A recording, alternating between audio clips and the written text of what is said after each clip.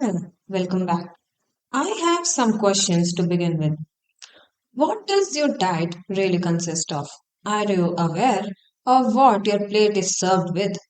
Did you also have some friends who take those insulin shots? Or are you planning to join summer camp for losing some inches off your waist? Well, you're not alone. I am currently juggling between finding a balance in my diet, what I like versus what is actually needed. And I would like to admit that there's a wide gap between. Seriously, reading a label, understanding those ingredients, companies' secret ways to introduce sugar into our bloodstream, high sodium content, it just leaves me stagnant and the strong urge to eat it. But then the quick guilt takes over me and it just leaves me at the crossroad. Our diet teaches us a lot until we understand it. We all would have heard that phrase, you are what you eat. And that is probably very true until you realize nearly everything we eat is adulterated. So it's not just being aware of ingredients, knowing about its origin, packaging, and the process it went through. I just read something that totally changed my perspective on health, diet, and how serious we are about it. NFHS 6 report is out, which stands for National Family Health Survey. It talks about health nationwide. It talks about a lot of data from maternal and child health, nutrition, obesity, malnutrition, and financial protection. A lot of parameters. And I would like to highlight certain parameters from it, that is obesity and its management, probably. Good thing is stunting and wasting, which are forms of severe childhood nutrition, have been lowered by 17 and 32% respectively.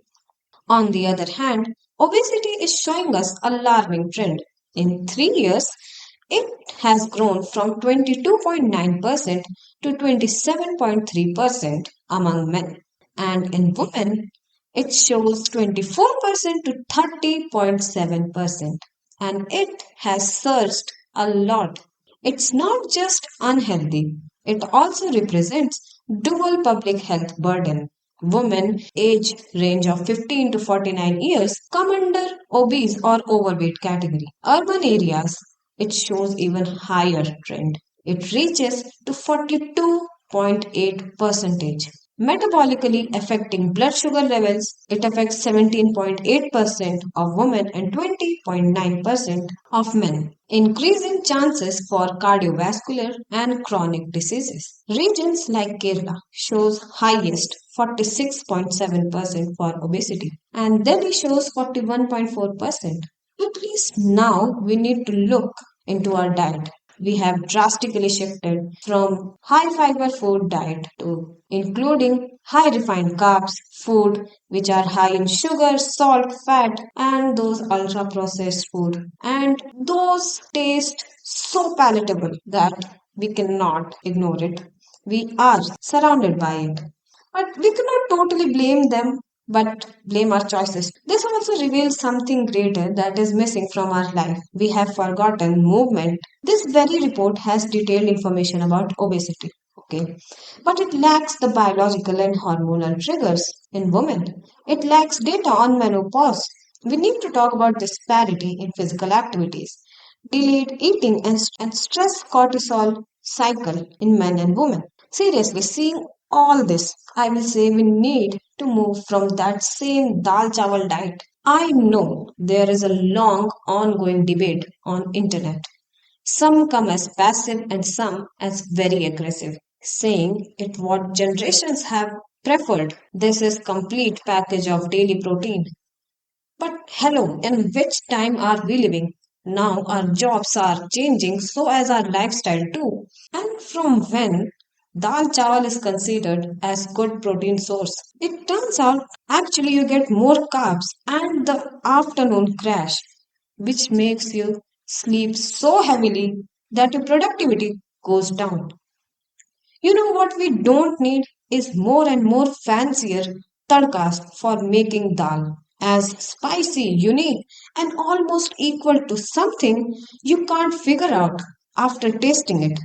We are inventing ways to make dal as less and less to look and taste like what it is actually. Now it is more spicier, saltier, and even sweet. Where are we going? An egg, probably the cheapest source of protein available to us, is what we need today. A good complete protein source is considered as complete when it provides protein content more than its calories, and it should be more bioavailable to our body. Talking about women, we should also consider the societal challenges. I mean, have you not seen leg piece being preferred to son more than to daughters? Then it also happens after marriage. She learns to keep it for her husband or male family members. And that's how you raise a good daughter. Just imprint those partiality into her DNA from childhood, and she will make sure to teach same to her daughter. Seriously, we have been ignoring our health from generations. And women, they are doing it from ages. Now it is coming on data. At least now we should be taking steps to resolve the issues. I do understand challenges are there, but they are not invincible. Finding a good, safer gym compared to men, it's difficult. I know it. Even stepping into it, showing up every day comes with myths, misinformation, and also creepy eyeballs. Also, to mention those painful period days, which helps in inconsistency. This report is more than just alarming sign to be neglected now. Now we need to move forward from घर में ही exercise कर लो ना इतना ही करना है तो घर के काम कर लो कर we need those muscle fibers to fire up from strength training. क्या अभी भी पेट्रियार्की को उठा उठा कर तुम्हारे कंधे दर्द नहीं हो रहे? We will never get as bulky as dude. And if you get little muscular, show off your genetics. Babe, why to hide it? I mean, muscle helps everyone. And if you are genetically gifted, then amazing, you go queen. Not just you, educate your mother too. The last generation of innocent mother are suffering the most. Their innocence can't save them now. I swear we need to unlearn those lessons because if not now, we don't have time to recover. Categorizing proteins, carbs, fat, micronutrients, and the insurmountable hero. Never forget about it because if you do, it will never let you forget about what you ate yesterday. Yes, I know that you know. It's the fiber. It should be present in our diet. Lacking means a whole lot of trouble. You probably don't want it. So, yes, here I would like to stop. And what do you think about these highlights? Do you think we are doing enough to change our lifestyle with so many food options present outside there?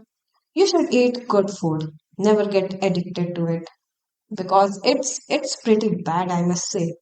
Or maybe I should make a video about it too. Tell me what are your thoughts on this report. I will meet you soon in next video. Bye bye.